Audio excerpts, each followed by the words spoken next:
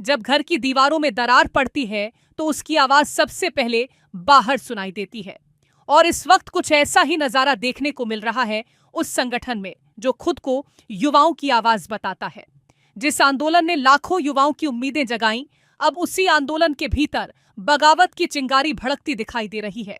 सवाल सिर्फ एक कोर कमेटी का नहीं है, सवाल भरोसे का है, सवाल लोकतंत्र का है, सवाल उस वादे का है जिसमें कहा गया था कि हर युवा की आवाज बराबर सुनी जाएगी। सवाल ये भी क्या सच में सीजेपी पर सिर्फ उनका राज चल रहा है जो अभिजीत दिपके के करीबी, जान पहचान वाले और पसंदीदा लोगों की लिस्ट में शुमार है? क्या उनको नजरअंदाज किया जा रहा है जो इस आंदोलन में सच्चे दिल से मेहनत की थी? आखिर इन सवालों के पीछे की वजह क्या है, बताएंगे इस रिपोर्ट में। दरअसल महाराष्ट्र के छत्रपति संभाजीनगर से सीजेपी को लेकर बड़ा विवाद सामने आया है। नई कोर कमेटी बनने के बाद नाराज दो युवा सीजेपी नेता अभिजीत दिपके के घर के बाहर धरने पर बैठ गए। उनका आरोप है कि जिस आंदोलन को देश भर के युवाओं ने खड़ा किया, अब उसी पर कुछ चुनिंदा लोगों का कब्जा हो गया है। प्रदर्शन कर रहे युवाओं का कहना है कि वे जंतर मंतर छात्र आंदोलन की शुरुआत से कोऑर्डिनेटर के तौर पर जुड़े थे। देश भर के करीब 450 कोऑर्डिनेटर्स ने आंदोलन को मजबूत किया, लेकिन कोर कमेटी की बैठक में ज्यादातर पुराने साथियों को बुलाया ही नहीं गया।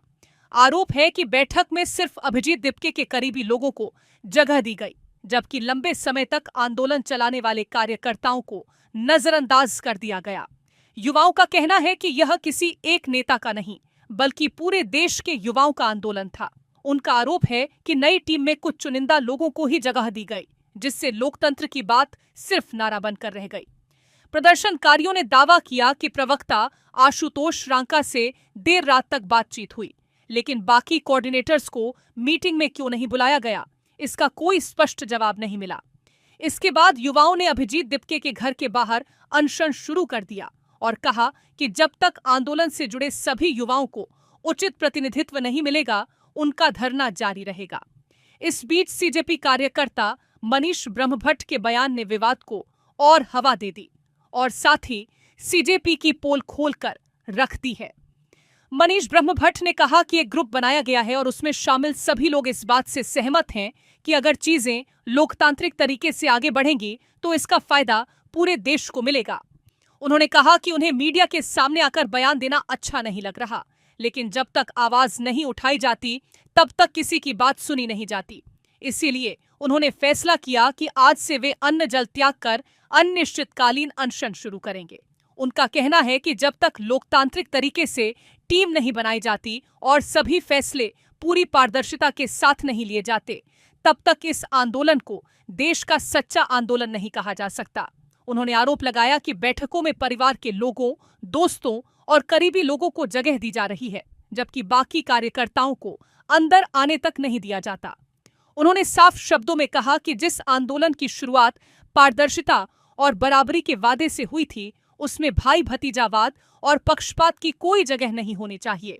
हम तो ये कहना चाहते हैं कि भाई आंदोलन के वॉलंटियर जो 40 दिन तक वहाँ पे ग्राउंड में रहे, जो आपके साथ थे, उनको सुनने में आपको क्या दिक्कत है? जब ये देश का मुद्दा है, जब देश का मुद्दा है, देश के अगर आम लोगों को हम इंक्लूड नहीं करेंगे तो किस तरीके से लोकतांत्रिक तरीका हुआ? हम किसके अगेंस्ट लड़ रहे हैं, आप मेरे को ये बताओ। देखो, हमारी आपत्ति कुछ नहीं है, हमारा एक ही बात कहना है कि डिसीजन ये देश का आंदोलन है, फेस का नहीं। डिसीजन डेमोक्रेटिक वो में होना चाहिए। जिन लोगों ने लाठियां खाई, जो लोग वहां पे 40 दिन तक ग्राउंड में जंतर मंतर पर अपने परिवार को छोड़कर डटे रहे, ऐसे लोग और जिन लोगों ने वॉलंटियर के तौर पे काम किया, इनको आप क्यों डिसीजन में, कोई भी डिसीजन में इन नहीं कर रहे? कुछ सिलेक्टेड वॉलंटियर को कर रहे हैं, वो लोग बोल रहे हैं कि नहीं खाली स्पोक पर्सन का है। स्पोक पर्सन भी चलो शुरुआत में आंदोलन में आपने डिसाइड किए, पर अब जब आंदोलन सफल हो गया है तो देश की राय लेके सारे वॉलंटियर को अपनी बात रखने का मौका देके डिसीजन होना चाहिए। आप अपने घर में अपने कजिन को मीटिंग में बिठाते हो, विवेक और संदीप नाम के, आप अपने दोस्तों को जो आपके साथ आंदोलन में थे उनको मीटिंग में बिठाते हो, और वो लोग डिसीजन करके देश को बताएंगे कि हम ये करेंगे। ये गलत है। पूरा डेमोक्रेटिक वे में ही मूवमेंट बनना चाहिए।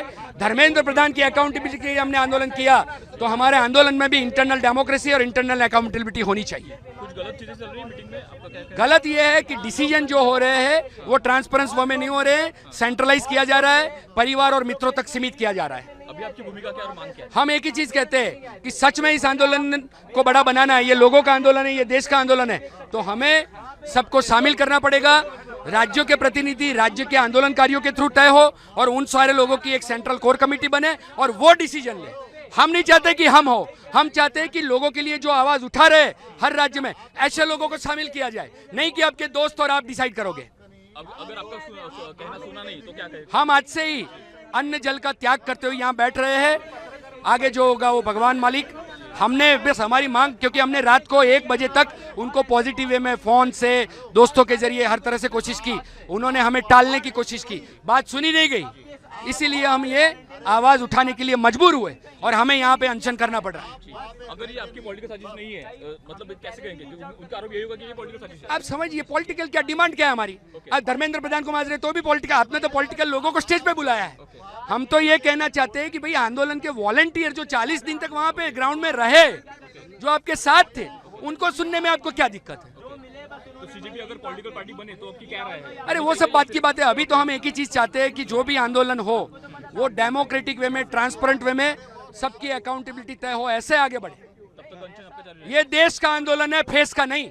अब सबसे बड़ा सवाल यही है, क्या सीजेपी इस बढ़ते विवाद को समय रहते संभाल पाएगी?